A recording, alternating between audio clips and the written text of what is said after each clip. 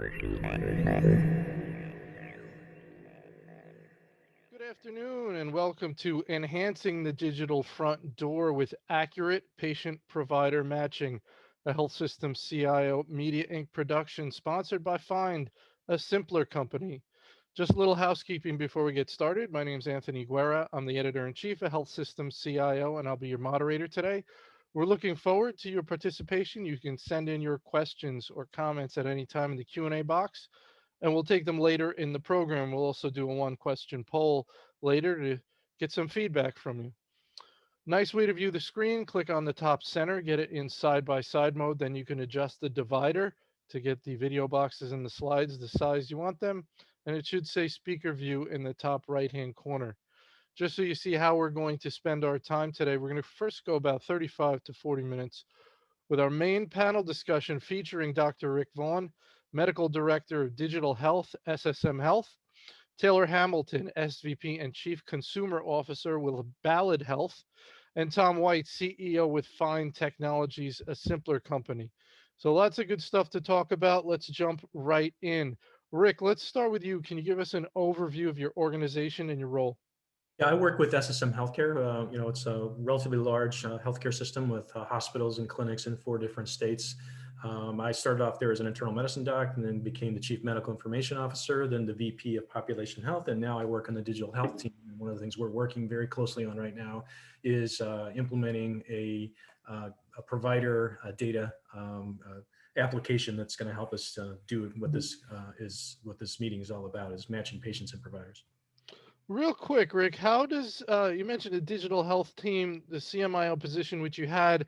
How does that all work from an org chart point of view at the moment? It's a great question. We're very early in the digital transformation. We've been talking about it a long time. We're really getting very serious about it.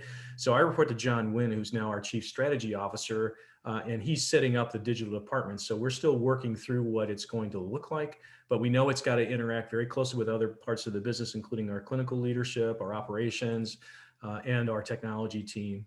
And all of that's kind of in transition at this point. But what isn't in transition is a recognition that this is absolutely critical to our future. So we want to have a great digital front door. We want to make it extremely easy for patients and providers to find each other and understand exactly what is needed by each. And so we're very dedicated to making sure we have something that works very well for us. Very good, Taylor. Hi, yes, I'm Taylor Hamilton. I'm the Chief Consumer Officer at Ballad Health.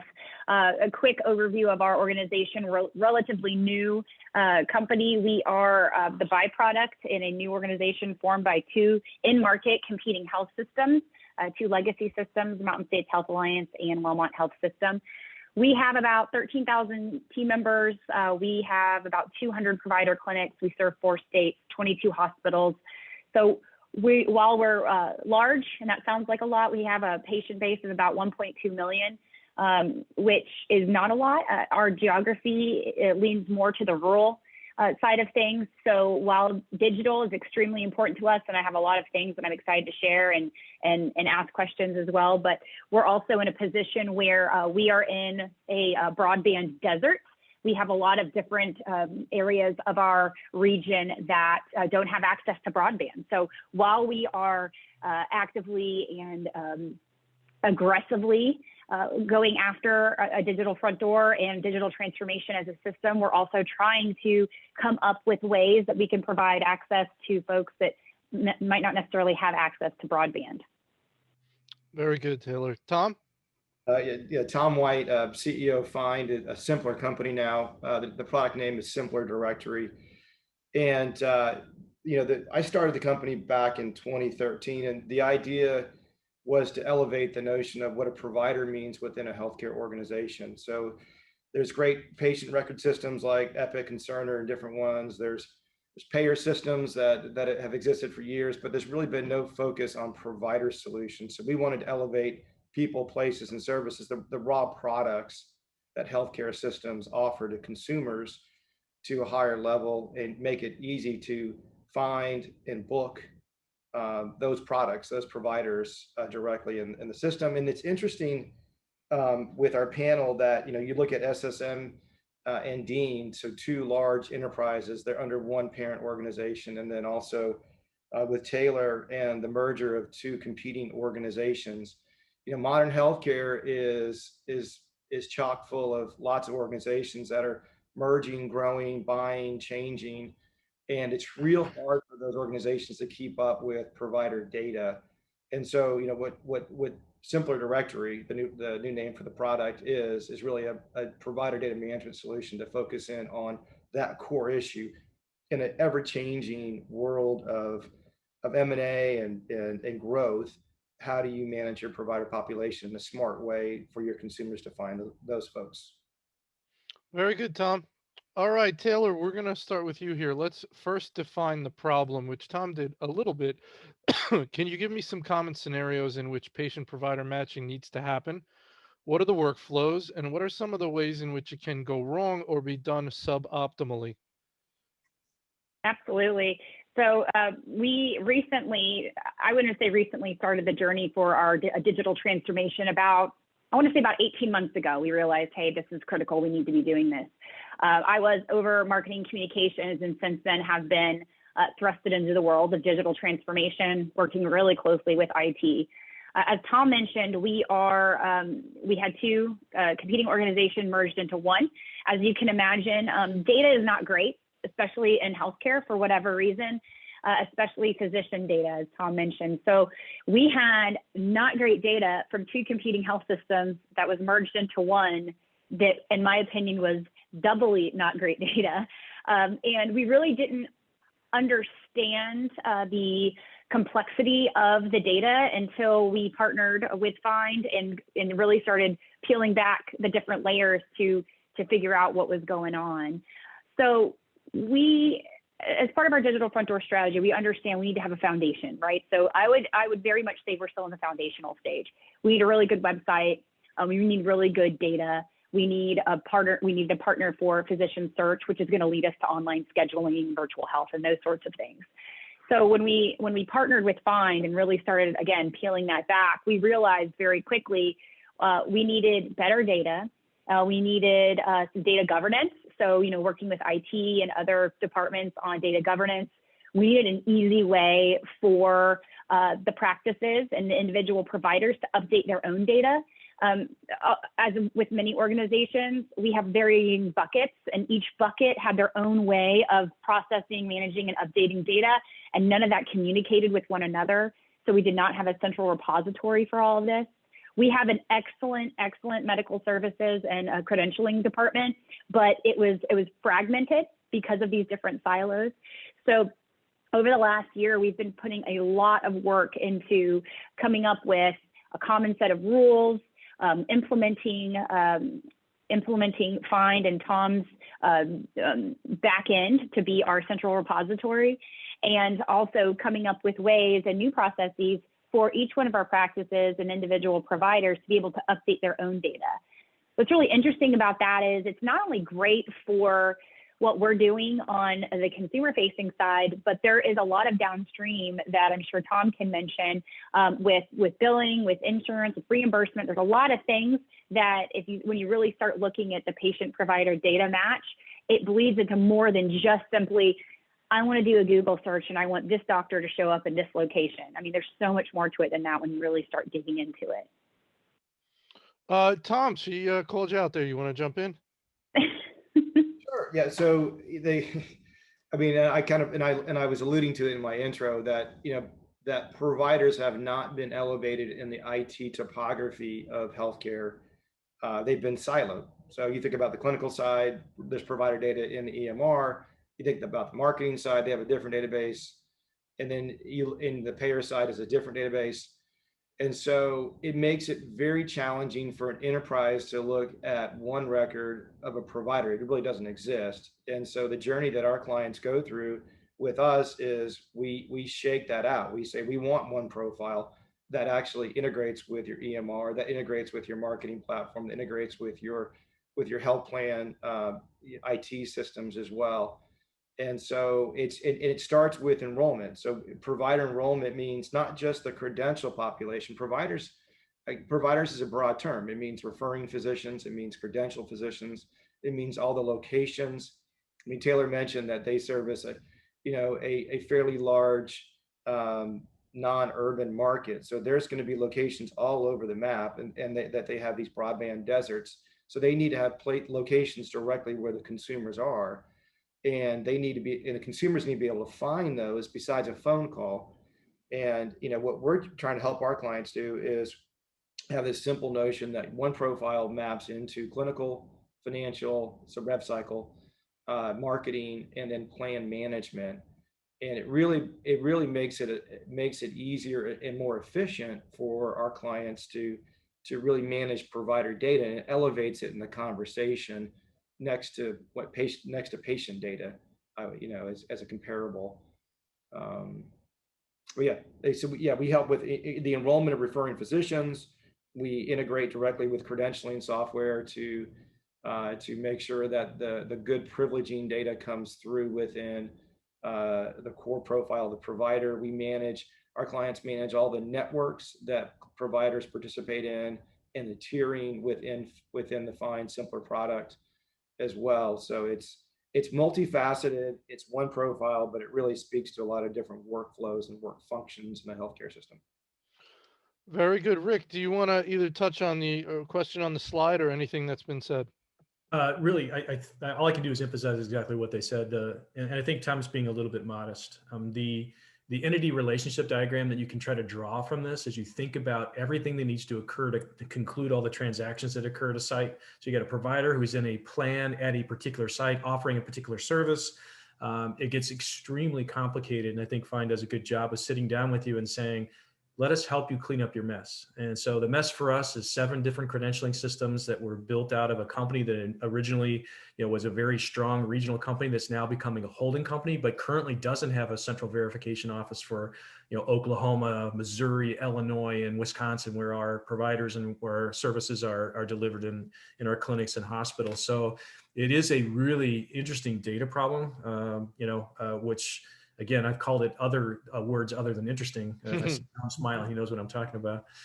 So it is a real challenge for you to sit down and say, how much of this are we going to be able to correct? And a lot of it falls on the side of the health system to say your data is in multiple different silos. And more importantly, you'll find is that you actually have different concepts of what a location is when you talk to your health plan and when you talk to your CVO and you talk to your provider. So it required, as Taylor said, it required for us to, for the first time, put together a data governance team that had the right people on it to make those kinds of decisions and really build that data dictionary that says, this is what we mean when we say a location, and this is how it will be used, and this is how everybody will fall in line.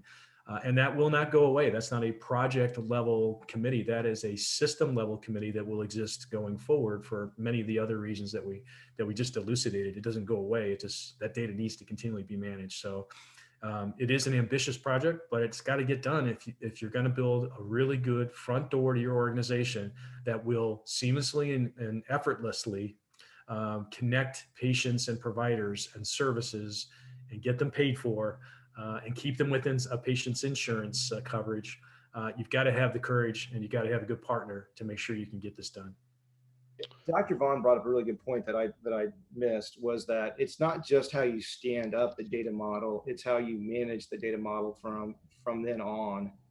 And it's, we teach our clients and we give them the tools to really manage the data long term, and really understand that the resources that can manage the data are already on staff. It's a matter of giving them the tools that flow directly into this core database of providers versus keeping a change fax number, phone number, address on an email that goes to IT, or a spreadsheet, or some piece of some artifact that is dangling in the organization. We ask our clients to send the changes directly into the Phynd system, so that everyone gets elevated.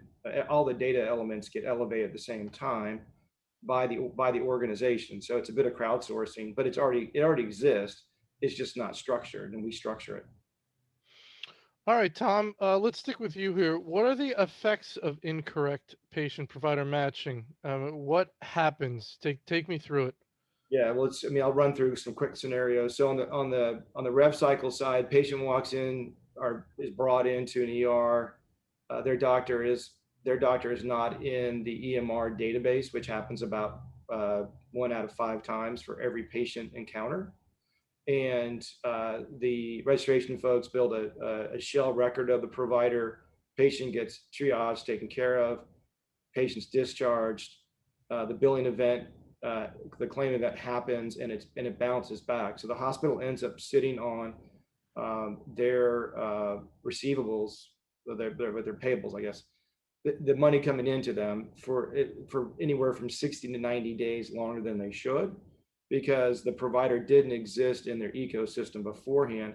And what was built was a dummy shell, dummy record, which makes sense because the patient needs to get taken care of, and you don't want the care cycle to wait on a data entry problem. But that's one area that bad provider data impacts the care process and the rev cycle process.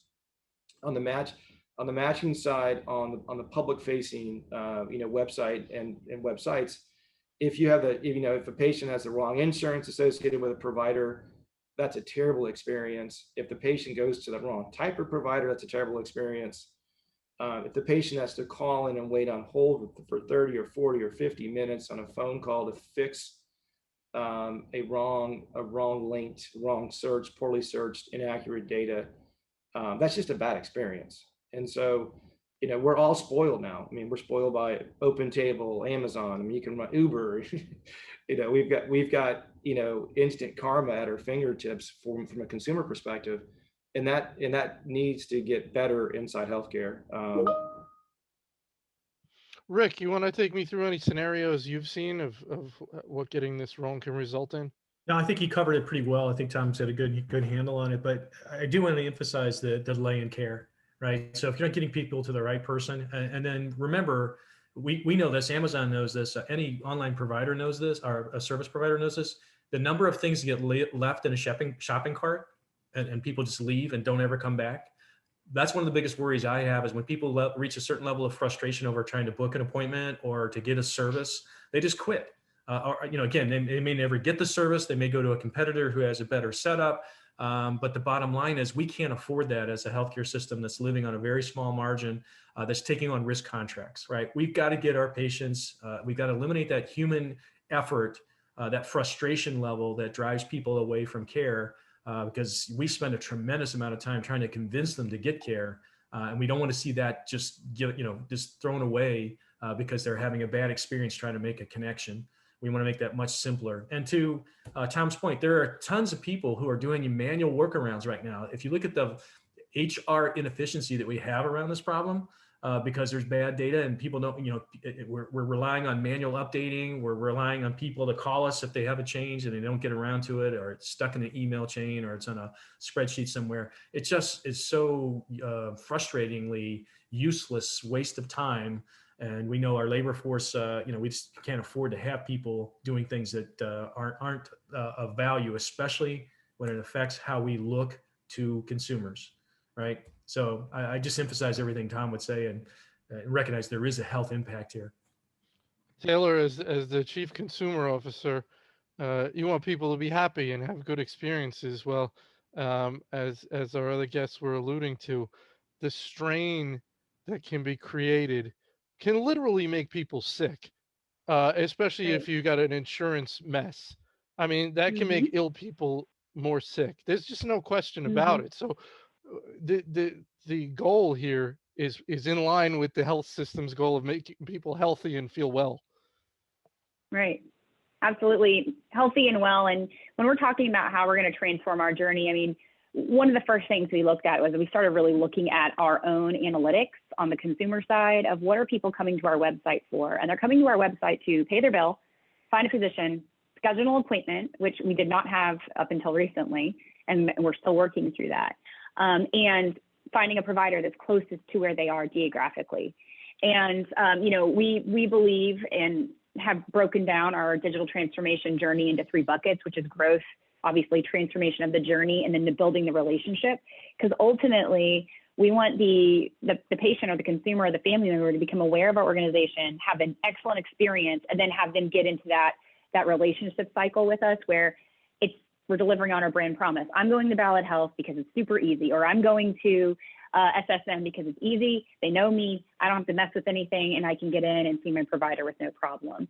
When we were looking at the data, about 60%, about 3 in 5 people that visit our website are visiting it from a mobile device. And we have about 4,000 patients every week doing our physician search. That is incredible, seeing that we only have, we're only serving 1.2 million people in our region. So we feel like there is a lot of opportunity there. And what we're finding is people are really wanting to find a physician that's close to them, which makes sense, right?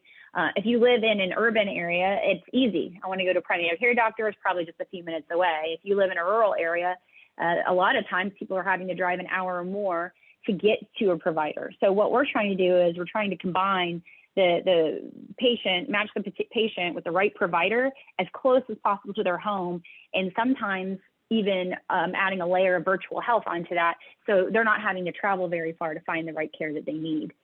I'd like to touch on one thing too, is the patient provider matching is not only important for the consumer, it's also extremely important, and Tom alluded to this, for our team members, which our employees, we call team members. We have a call center, we have a clinical call center, we have a consumer call center, and they get thousands of calls every day. And a lot of it is they're going onto our website, the associates are going onto the website and looking up physician information to provide, over the phone to these patients and these consumers that are calling in. And a lot of the frustration we were hearing from our internal teams was that I'm looking for a primary care physician in X and I can't find it, and it's because of our data. It wasn't where it needed to be. And I'm really happy to say that we're getting better and better. I would say week over week, we've improved. And as we're cleaning up the data and getting this really fantastic physician database in place, it's really starting to cascade across the entire organization, the ease of access and in that patient provider match. So today, Rick, today we're working with Phynd, and you found that to be quite transformational, it sounds like, in helping this come about. Yeah, absolutely. I think you don't know what you don't know. And if you're not careful, you can walk into this thinking, oh, it's just a database. You just open up the funnel and drop it all in, and, magical tunes come out the other side. I think what has helped is having a partner who has been through this journey multiple times now. We're a little more complicated in that we do have Dean Health Plan, which is an insurance company. Again, adds a whole new layer of complexity in terms of the network plans, the non-SSM providers that are part of the networks that our health plan has put in place in multiple regions. So they look at it a little bit differently, and they're under a set of regulatory requirements that is frankly more excessive and more of an obstacle than the care delivery side has to work on. So again, having a partner that can walk through this and say, you're going to have to think about this. What are your data sources? How are you going to get those data sources normalized? How are you going to maintain those? Again, 7 different credentialing systems with 7 different approaches to updating provider information, different fields. And these are even with the same company, 7 versions of a platform that have yet to be unified. But again, even though they're using the same system, they're all different. So I think, again, you need to look carefully, not only at the technology, but you need to look at the experience and the quality of the people who are going to be helping you solve, which is mainly an internal problem here, right? This is mainly an internal problem of getting your data normalized, getting your data dictionary and your concepts around what you mean by each of these terms to be usable across a health plan, across marketing, across operations, across revenue cycle, all the things that Tom has pointed out. And again, they've done a lot of that legwork. Now, it's not a one-off solution because every organization is different, which again, you're not buying software out of a box. You actually have to sit down, think about it very hard, figure out what your goals are, and make sure that you're doing what you need to do to get the end result. And I think Phynd's been a pretty good partner for us as we walk through that journey. Taylor, anything you want to add in there?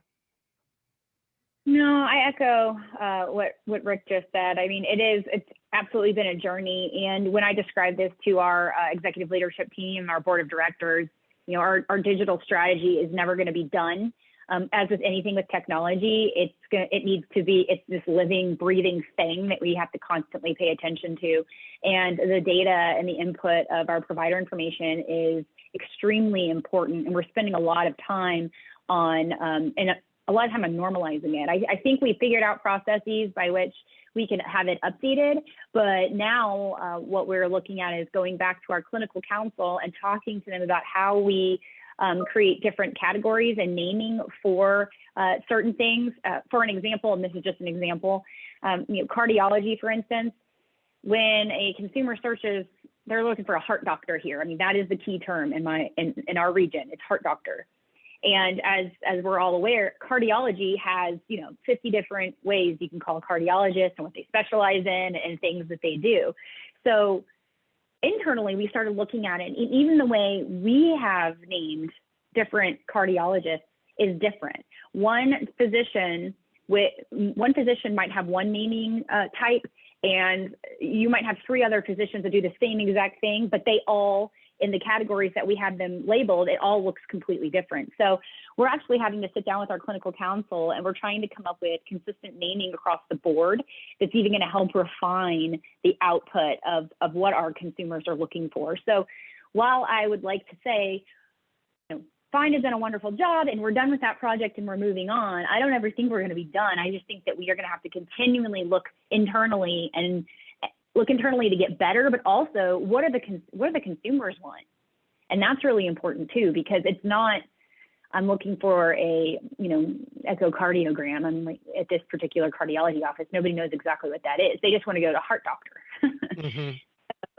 Paying attention to what the consumers are looking for, we have found is also extremely important. And that's actually helping us internally drive our processes internally on what to deliver. Tom, let's talk a little bit about what you see when you're typically called on by a prospect, someone who's interested in possibly using your services, and then let's say they become a customer. I would imagine there's some consulting involved about, as Rick mentioned, um, that you've been helpful in people understanding what needs to change. They don't even know what needs to change. How do we go about this? Then there's the software, which is the tool. Is it a process where the customers, here's what you need to do. You're going to need to do certain things. That's going to be a lot of work on your end. I'm going to help you understand how to do it. We've got this tool, but you can't put bad data into my nice tool. You're going to have to clean up your data for my tool to work properly. Is it something like that? Yeah, I mean, we help them. Yeah, I know, but it's interesting if you look at the panel, Taylor's Chief Consumer Officer, that's a new title in the industry. Dr. Vaughn, was a CMIO. Now he's had a digital, strategy, Chief Digital Officer, and he's still defining kind of what his role in the organization is. Our clients are like that, so they're all kind of new in their roles as far as kind of C-level executives. And what we sit down and we're prescriptive in what we talk Mm-hmm. about. We start with the specific problem of, let's get all the provider data into one profile. So let's blow up this notion that you need 20 silos to manage the same doctor. Let's put it all into one system. Let's make sure the fields map to marketing, to Epic, to other systems as well. So we start simple with the database itself, and then we layer on the technology like the API into their website for provider search. We sprinkle in the clinical taxonomy, which we've done a lot with our clients, so that consumers can type in, tummy ache, and it pulls up, the right provider. So it's definitely a process. It's a big process, it's a big project. I would say that Phynd is an enterprise solution from a cost perspective. So it's not an insignificant purchase, and that we really we tell the big picture, but then we start prescriptively with step 1, step 2, step 3, step 4. And then what we tell our clients on the data side is, give us what you have and we'll sort through it, and then we're going to come back and ask you a lot of questions. So we're going to go build. So we build all the profiles, we layer in their data, and then we show all the the system is designed to show the anomalies that exist, and learn from it. And we're all on this journey. We're early, right? Phynd's a fairly new company. Started in 2013. Everyone's kind of in a new role as well. So we're all early in this process, and it's not different than other technology that evolved over time. We're going to get smarter. Our clients are going to get smarter about how we do this. And they're going to turn, you asked about how inaccurate provider data kind of impacts patient matching, patient provider matching. That's where we start. But the end goal is to how do we really design an experience for consumers that shows that knows what they want to go do, that helps them, leads them down that pathway. So it's not just providing a search and scheduling tool that the consumer kind of figures out where to go and how to do it. It's really leading the consumer down the right pathways. And I don't know what those are yet. I mean, those are all evolving as the industry changes and grows. I mean, certainly the pandemic move things along in the process a lot. How do you stand up 20 different COVID testing sites? How do you stand up all these vaccination sites? How do you show that off within your digital presence? Things like that. So I'm getting off topic a little bit, but yeah, we're very prescriptive. We're expansive in the product itself, but we definitely layer in a specific approach to each of our clients. All right, very good. Rick, let's start with you on this. What's the IT executive's role in improving the health system's patient provider matching? Who do you need to be working with if you're heading this up from the IT side? Yeah, I think it's a great question. A couple of things I'd say first and foremost. This project can be somewhat difficult to get other executives excited about. They see this as an infrastructure project. So first of all, you got to be a good champion and make sure you have good support across the enterprise, because this is going to go on longer than people think it should, because they don't understand how difficult it can be given where you are as an organization. Some are better than others. Some are further down the standardization path, and their path is going to be easier. But there's got to be respect for the fact that if you want to have a digital front door, if you want to expose not only providers but services to consumers and be really consumer driven, it takes more than lip service, right? So you got to have good support moving forward. The folks you need in hand, to be honest with you, we mentioned marketing multiple times. So marketing's been trying to do this on their own, right? So they don't have a tremendous amount of support, but if you go to your marketing team, they know where these locations are. They've been asked to market them. They're probably the ones that have been doing a lot of work trying to get a consumer website out there for people to find things. They've done the best they can with what they have. So they need to be fully on board, because they understand the challenges of this problem, and they understand a lot of the data sources that they've been forced to work with and the manual manipulation. If you don't go to them, you're going to find out about the one-off solutions they've come up with. And the manual workarounds that they've had to use. So get them involved early. The IT team, I think, as Tom alluded to, as we look at APIs and starting to insert information directly from Phynd into other systems like your EHR, got to have the IT team on board. If you're up at teams like ours, you've been downsized over time, their interface team is overworked. And you've got to make sure you start getting on their list early on if they're buying into your project. So when you're ready to go, they can do the work that's needed to make sure those APIs work, and that they're getting what Phynd is getting what it needs from you and Epic and everyone else. That's critical.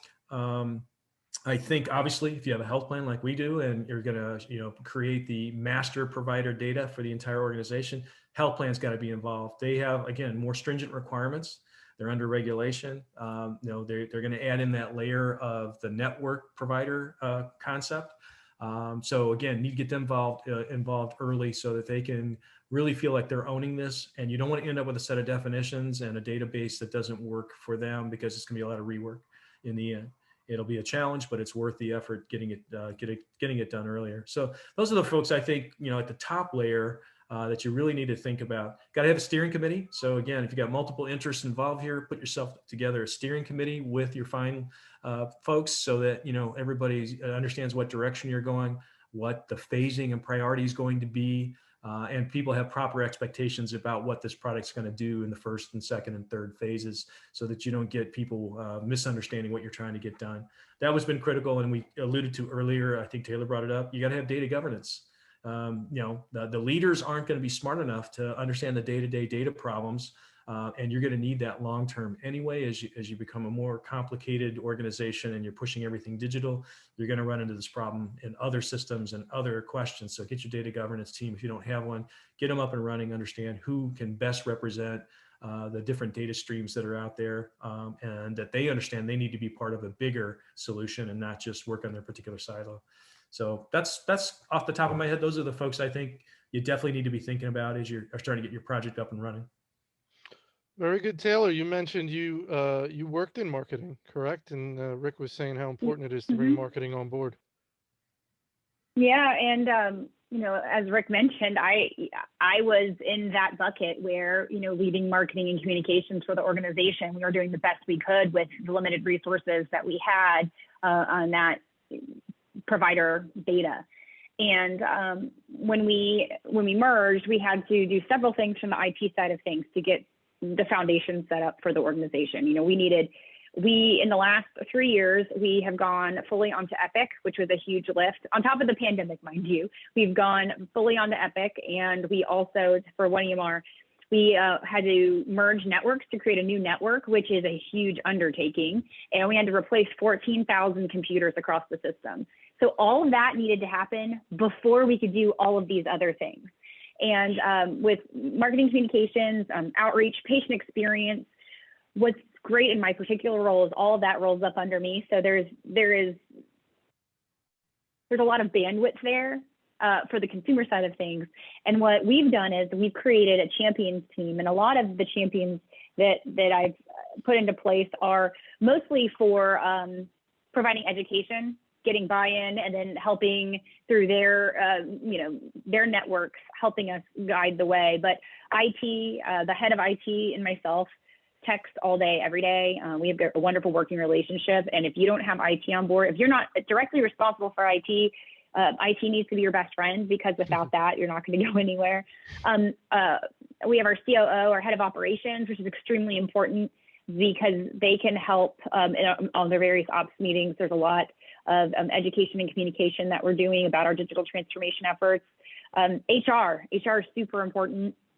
Legal and compliance, you also need to become best friends. I call it the BFF strategy. I want to be best friends with most of the people that I'm mentioning here, because not only are they wonderful people, but they will make or break your initiatives. And you have to have legal and compliance on your side out of the gate. Make sure you're communicating with them all the time. What you don't want to do is get to a point where you're about to release something or sign something and legal hasn't signed off, or compliance hasn't given you the green light, because they can very quickly slow things down to a screeching halt almost. So legal compliance is part of a champions team. And payer relations, I know that was mentioned. Finance is super important, because as Tom has mentioned, there's a lot of downstream effects. If you have bad information, you're not going to get reimbursement, and nobody wants to sit on AR for 30 to 60 to 90 plus days. And one thing that we've also done is we've created a physician champion team. And that seems to be working too. So what we did is we went through our specialists, and we've identified a physician champion from all of our different specialty categories. And we're working with those folks one-on-one to get them excited, get them to understand the opportunity, not only in the data side for the patient-provider matching, but also online scheduling, virtual visits, everything that would fall under that bucket. And they're helping be a voice to other providers, which we have found to be extremely helpful. And, providers don't necessarily have time to stop and read their emails or text messages all the time. But if you can get a great provider champion team in place, and you have their ear once a month, and you just arm them with little bits of information that they can then go out and cascade to all their provider friends, that seems to be helping out tremendously. Tom, between Taylor and Rick, I think they mentioned everybody but housekeeping that you need to work with on this project. It's a pretty big project, huh? It is a big project, and it's really a mind shift for our clients. That historically IT is focused on the clinical tools to take care of patients, and then also kind of the backbone of the hospital, the pipes that really drive kind of the data through the different systems. And now it's shifting and saying, yes, compliance is important, uptime, the clinical tools very mission critical.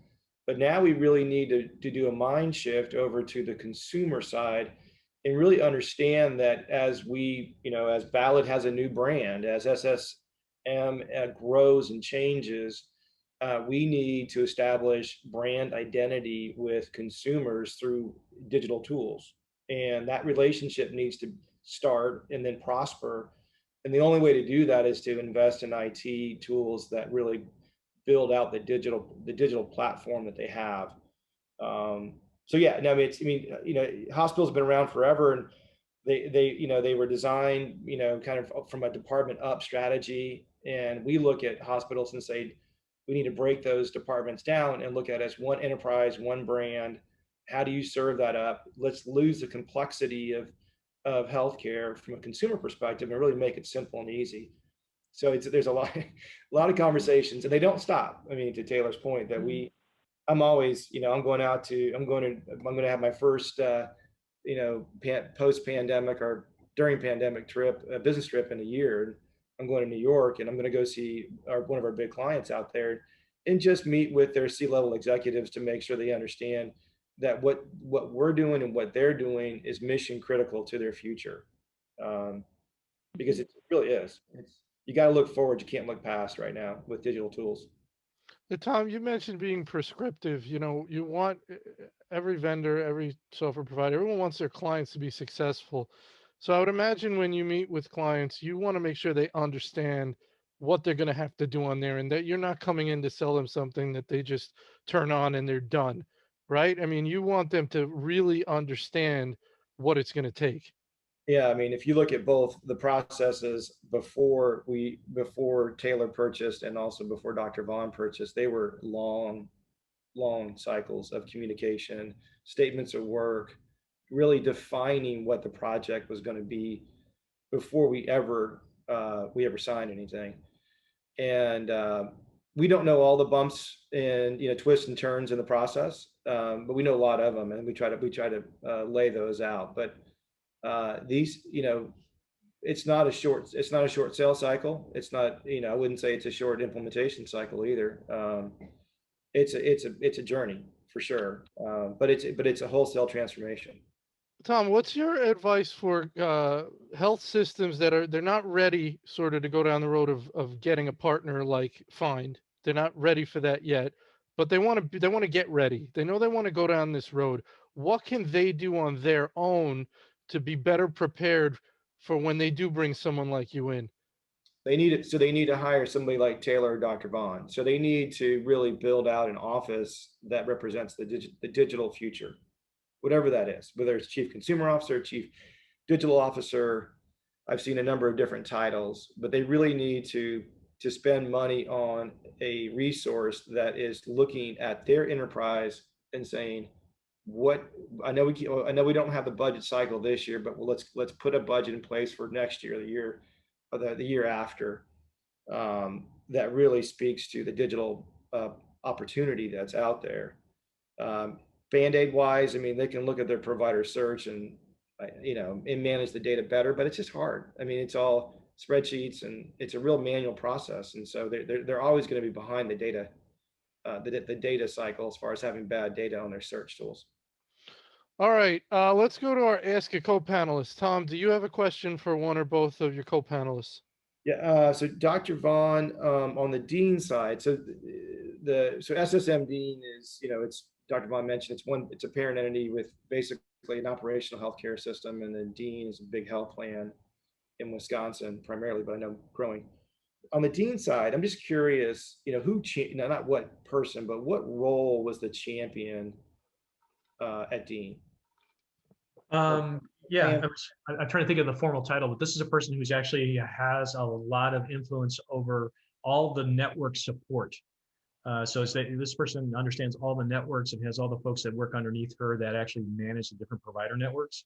And again, they are at a point where their internal solutions are kind of busting at the seams and are held together, with a lot of work. And they're like, we are really aggressively expanding. This solution won't work anymore doing internally. And we need to reach out to our provider side because they supply a lot of the data. So we need to go in together on a solution. So that individual has been very good about making sure that the health plan has a clear picture of what they want to get done, but at the same time understands that it's a joint effort and that we need to work together so that the data we're supplying them is better, as well as the outcome for everybody is better, because that solution is a front door. The health plan is a front door to our health system. So we've got to make sure we're on the same page and we have the same goals. because they historically their big issue has been around compliance, right? How do they serve up the network back into CMS or whomever that shows the right roster for their networks? Yeah, that's the bottom layer. I mean, again, that's what regulation typically is. That's the minimum you need to be able to achieve. But I think they also understand the value of consumer service, right? They're in a competitive marketplace. They're reaching out to where they didn't have to markets in which they're going to have a lot more competition than they've had in the past. So they really want to make sure that there's no frustrations on that consumer journey where they're having folks that are using those lists and coming in and saying, "Hey, I need to find the right provider in the right location with the right service." um, I don't want to get frustrated, and they certainly don't want their consumers frustrated because next sign up cycle they want that person signing up again with a Dean Health Plan, and so do we. That makes sense. And then Taylor, on this one brand strategy, right, with Ballad, where are you on that journey as far as kind of building out the Ballad one brand piece? Mm-hmm.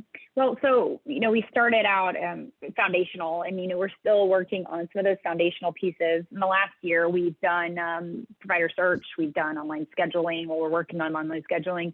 We're migrating our website, and we've launched an internal app and an external app, an internal app for our team members. So, we're still in the foundational stage. Oh, and also virtual health. But, really what we're doing that I believe is something that's going to continue throughout our entire journey is we're trying to move from doing digital to being digital. And there's a big difference with doing digital and being digital. I mean, doing digital is having a one-off goal from our digital department that we want to have 200 providers signed up on Phynd, utilizing Phynd.